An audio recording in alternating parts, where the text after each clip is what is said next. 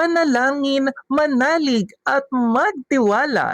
Hi mga ka-hope! Welcome sa ating vlog number 10 at tayo nga ay sumama sa Lenten Pilgrimage ng Malolos Cathedral sa Diocese of San Pablo, Laguna. This is my first time nga na sumama sa isang pilgrimage at very memorable ito sa akin dahil kasama ko nga ang aking pinsan. At ang unang simbahan na aming pinuntahan ay ang Diocesan Shrine and Parish of San Vicente Ferrer, Mamatid, Cabuyao City, Laguna. Pagpasok nga namin ng simbahan ay sinalubong kami agad ng napakalaking imahe ni San Vicente Ferrer. Pumuko agad sa aking atensyon ang kanilang napakagandang ceiling at ang kanilang bagong gawang retablo mayor na talagang napakaganda as in. Isa nga rin sa nagustuhan ko sa kanilang simbahan ay presko at malamig dahil nga meron silang malaking electric fan sa ceiling. At pagkababa ko pa nga lang ng bus ay sinalubong ako agad ni Gab. So hi Gab, shoutout sa iyo. Salamat sa mainit mong pagtanggap sa amin. And thank you very much din sa bigay mong estampita ni San Vicente Ferrer. Dito nga sa Diocesan Shrine and Parish of San Vicente Ferrer dinaos ang banal na misa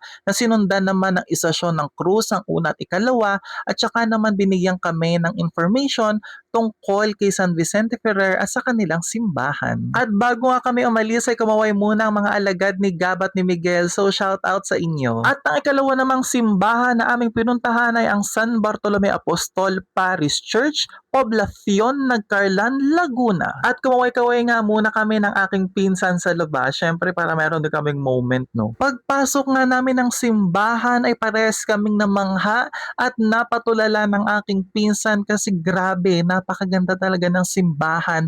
Ramdam mo na para kang nasa sinaunang panahon. At alam niyo ba mga ka-hope na ang tiles na yan ay galing pa sa Talavera, Spain kung di ako nagkakamali. At ang architectural design nga ng simbahang ito ay Baroque inspired at alam niyo din ba na ang wall nila ay mayroong halo ng puti ng itlog gaya ng sa Baraswain. At ang isa pa nga nagpamangha sa akin sa simbahan na ito ay ang imahe ni San Diego de Alcala.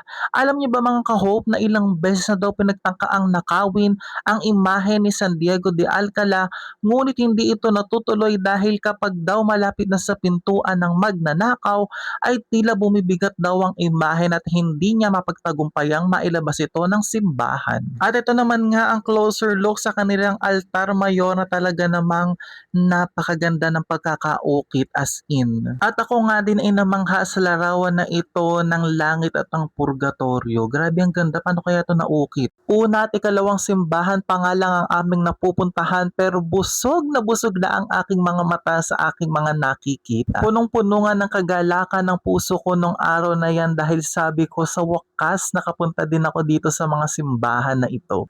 At abangan nyo nga ang part 2 at 3 ng aming Lenten Pilgrimage dito sa Diocese of San Pablo, Laguna.